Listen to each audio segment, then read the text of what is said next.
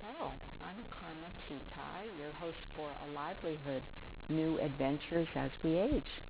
Today I'm going to introduce you to Aaron Seidman. And Aaron has had a plethora of transformations in his life. We're going to hear all about that today. So welcome, Aaron. I'm glad to be here. I'm glad we finally got you back here. So, where shall we start? I had to write down a list for myself because I couldn't memorize all the keywords for what you've done in your life. Well, why don't I start with the beginning? Okay. When I was a child, I became aware of the fact that my mother was something of an artist. She had studied art in high school, and then when she graduated, she moved to New York, took a job with, she was a relative, where she was making $15 a week and sending $10 back to her family, and which probably was not unusual at the time, right? But managed to find time to attend some art classes at Cooper Union, which is basically a free art school. And then she wasn't really able to keep that up, but she had a number of pieces that she'd done both in high school and at Cooper Union, and that inspired me to draw. And when I got to my senior year, I found myself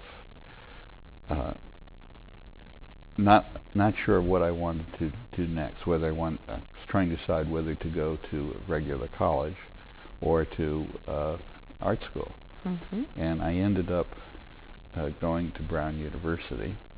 One reason I chose Brown was because it wasn't an art school. Well, it wasn't an art school, but it was right next door to the Rhode Island School of Design. And in the recruiting information, Brown said it was possible to cross-register.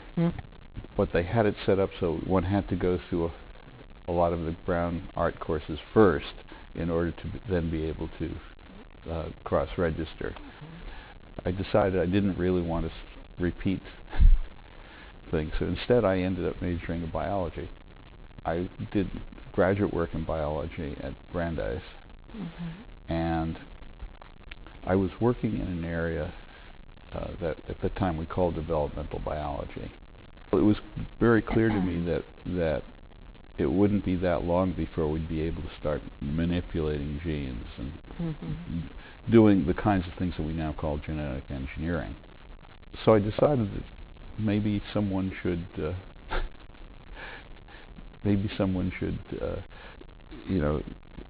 who understood the biology also work on the social science. And I found that MIT had a program in science and public policy in its political science department.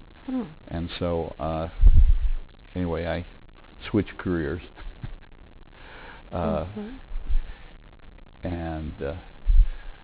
I taught for a few years at Case Institute of Technology, which while I was there became part of Case Western Reserve University, and they had a program in science, technology, and public policy. There was one thing, however, when I was at MIT, I had a research assistantship that required me to analyze a bunch of survey data, and it was very apparent to me that there was no way I could do this by hand in a reasonable amount of time. But I found out that there was a computer that I could use. So I took a day-and-a-half course in something called Fortran 2. So what year or what decade are we talking about? We're talking about the early 60s. But the more I used computers, the more I found I liked it. And at a certain point, I decided to see whether I could get a computer-related job. And in fact, I was hired as a contractor for Digital Equipment Corporation. I found that at an early stage, the software I was writing was useful to a lot of the business people in my particular unit, and they started using it, and I started watching them using it. And whenever I introduced a new feature, I would ask to go sit in somebody else's cube while they used it. Kind of like having your end user right there in the next cube. Exactly.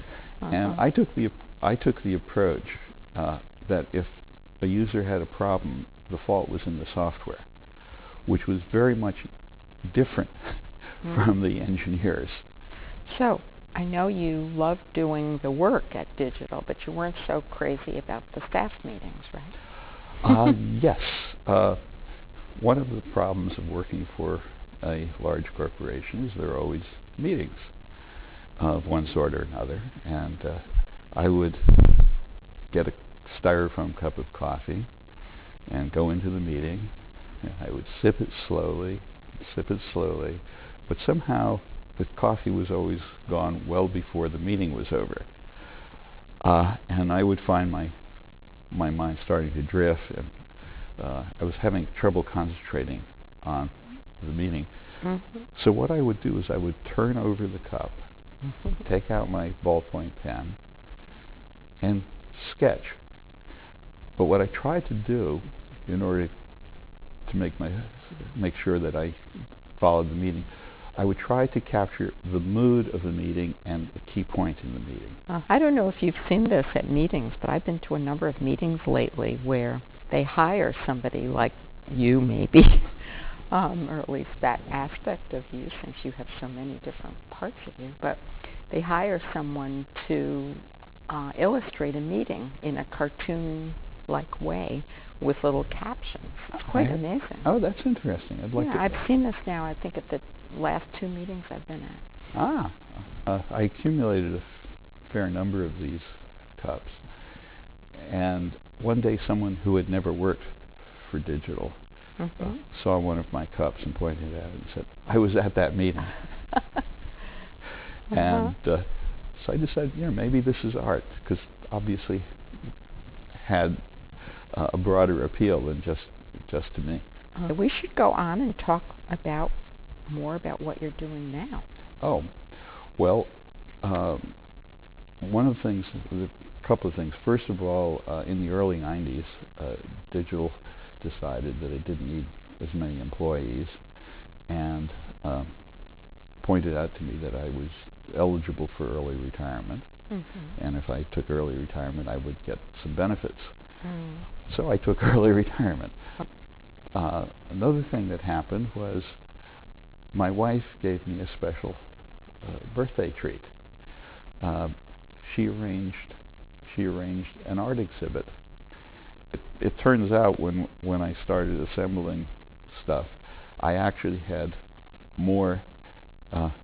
I'd actually had more than we could show. But that got me back thinking more specifically about what I wanted to do, and how I wanted to actually devote more time to art.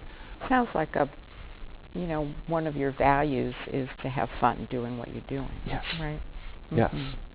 And you've been able to find a lot of different things that provide pleasure and fulfillment and challenge to you throughout your lifetime, it seems.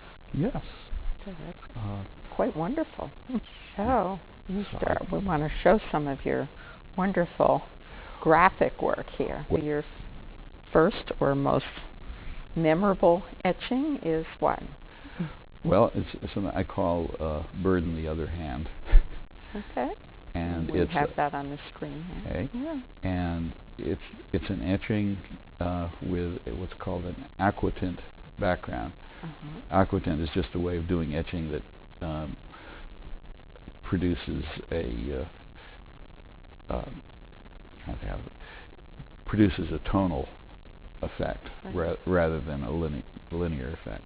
Came back the next year and studied lithography, and one of the things I produced was I call a lithograph I call Bird and Friend, Okay, well, I wish we had more time to go into some of this in more depth, but we don't. So thank you so much, Aaron, for coming. Thank you for having me. I really enjoyed